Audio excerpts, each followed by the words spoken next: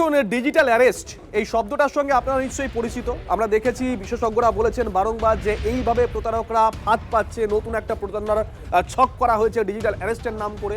খাস কলকাতায় এইরকমই একজন সেই প্রতারকদের পাতা ফাঁদে পা দিয়েছেন।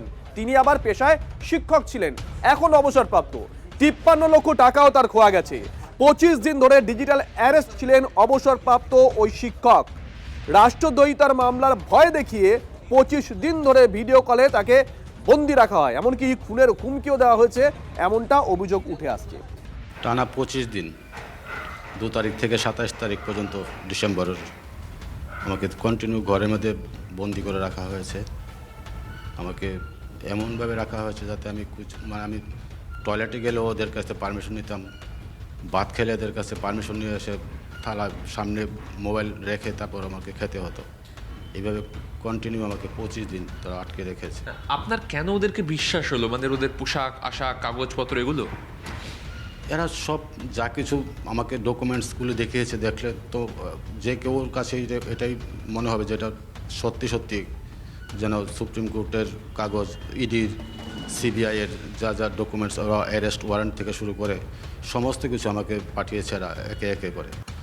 আমি এগুলিকে দেখে বিশ্বাস করি। তাছাড়া এদের সিবিআই যেভাবে অফিসার সেজে থাকে, এরা যেভাবে কথা বলে, এদের মনে হয় সিবিআই অফিসার থেকেও তারা আরও অনেক বেশি স্মার্ট।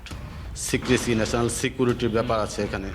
আপনাকে তাহলে সঙ্গে সঙ্গে অ্যারেস্ট করা হবে এবং আপনাকে অ্যারেস্ট করে আপনার বাড়ি থেকে বেঁধে নিয়ে গাড়িতে করে নিয়ে যাওয়া হবে। যাতে আপনি এটা না করেন, আপনি মেয়েও চাকরি করে, আপনি মেয়ের কথা চিন্তা করে আপনি এইসবগুলি সবগুলো আপনি সিক্রেট রাখবেন এবং তাহলেই আমরা আপনাকে সহযোগিতা করব, আপনি এই কেস থেকে বেরিয়ে আসতে পারবেন। আবারও বলছি, অনুরোধ করছি আমরাও সহনাগরিকদের প্রতি, বিশেষজ্ঞদের কথাগুলো শুনুন। বিশেষজ্ঞরা কি বলছেন শোনাই আরেকবার।